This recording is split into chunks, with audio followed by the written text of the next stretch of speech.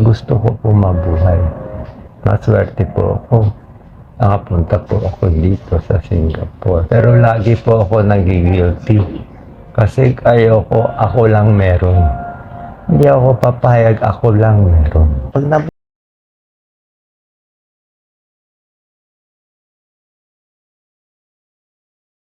Lubos ang pasasalamat ni Doc Willie sa mga doktor na nag-aalaga at nagpapagaling sa kanya ngayon sa Singapore. Ayon sa latest vlog nito, ay ipinaliwanag niya kung anong procedure ang ginagawa sa kanya para labanan ang sakit na sarcoma cancer.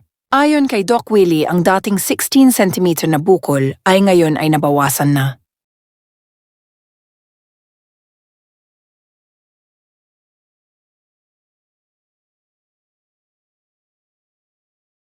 Ngunit sa pagganda ng kanyang kalagayan sa ngayon, ay inamin din nito na mayroon itong side effect na kanyang nararamdaman, kung saan dumi siya ng dumi at minamanas siya. gusto ko po mabuhay. Maswerte po ako. Nakapunta po ako dito sa Singapore. Pero lagi po ako nagigilty. Kasi ayoko, ako lang meron. Hindi ako papayag, ako lang meron. Pag nabuhay pa ako ng araw, pipilit ko idala yung bilis na to sa ating bansa. I know malabo naman yan. I know malaking chance mamamatay naman ako. Malay na, may iba gumaya sa akin, ma-inspire. Who knows? Please, let us unite.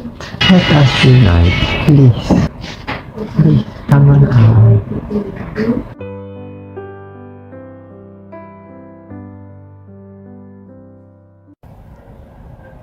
Magandang araw po, kaibigan. Doc Willie po to.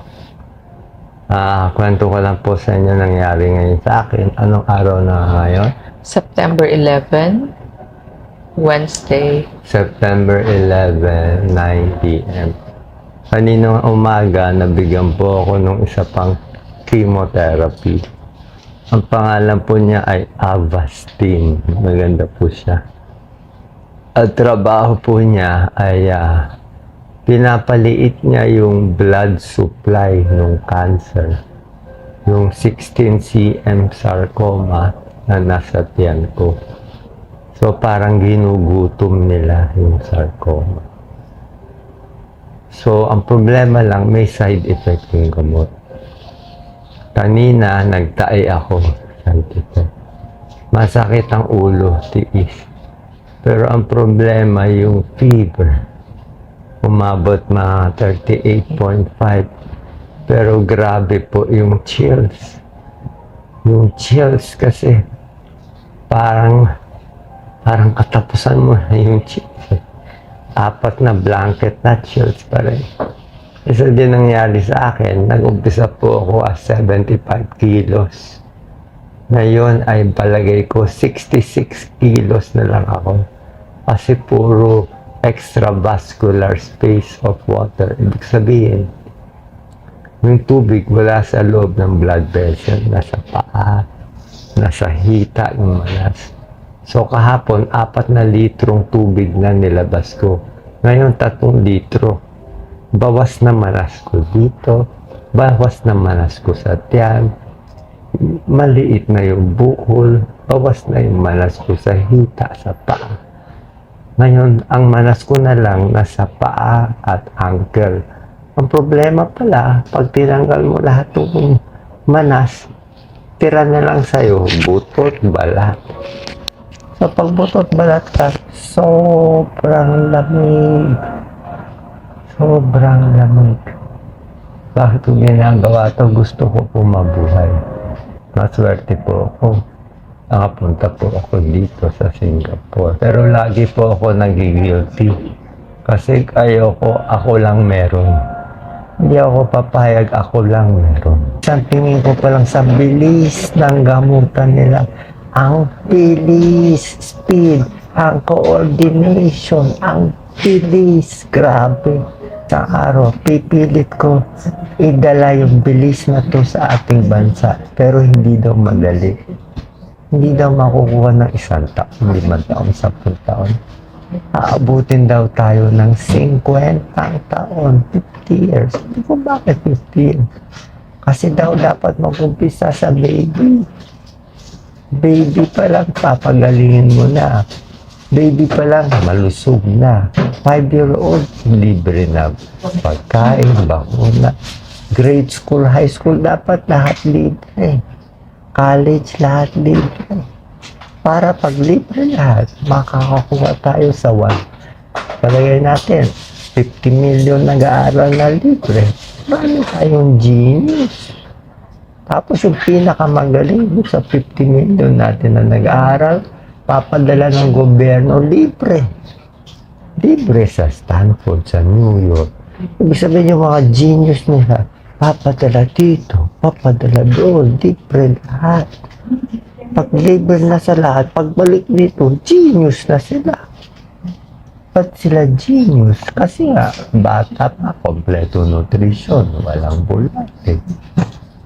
Magaling mag-aral, hindi bagsak sa math, hindi bagsak sa science, libre lahat. Yan ang ginawa ng Singapore. 50 years, kayo nagsasabi magsi-Singapore tayo. Kalokohan. Pwede tayo mag-Singapore, umpisa tayo sa zero. Start natin. Gusto mo ako mag-start. Pag nabuhay pa ako, i-start ko. Promise ko. Pero malabo na ako. Ang kalaban ko matinding sarcoma. Ang chance ko siguro mabuhay baka 10% na. Pero promise ko, pag itong 16 cm buko lumiit, tulungan niyo ako. I know malabo naman yan. I know malaking chance mamamatay naman ako. Malay na, may iba gumaya sa akin, ma-inspired. Who knows? Miracle to. Pag gumaling ako, miracle to. Pagdasal niyo po ako para mabuhay. Pero kung ayaw nila, okay lang naman, alis na ako. May isang araw nakikita ko na yung nanay ko, pinukuha na ako. Pero tandaan niyo po, mahal na mahal ko kayo. Nagawa ko ito para sa inyo. Dito akti. Ano akti? Ako na. Wala akong kasalanan ng isa. Dito ako nabuhay. Kaya ako dito nilagay. I choose to serve the Philippines. Kung hanggang mamatay ako. Malalaman ko kung may laban ako baka December, January 2025. Di ba sabi Filipino were dying for? Di ba ang mamatay ng dahil sa'yo? I love you all. Thank you all. God bless you all. Wala akong titirahin kahit sinong politiko. Okay ako kay BBM. Hi po, President. Okay ako sa mga Duterte. How are you? Sen Bongo. Servisyo, Alicio. Hi to Amy Marco. Hi to Bam Aquino. Hi to Chel Diokto. Wala akong kaawa. Please, let us unite. Let us unite. Please. Please, come on out. God bless you. I love you. Thank you. Sa bashers, no problem. Bash mo ako, tulungan kita. Bash mo ako, tulungan kita.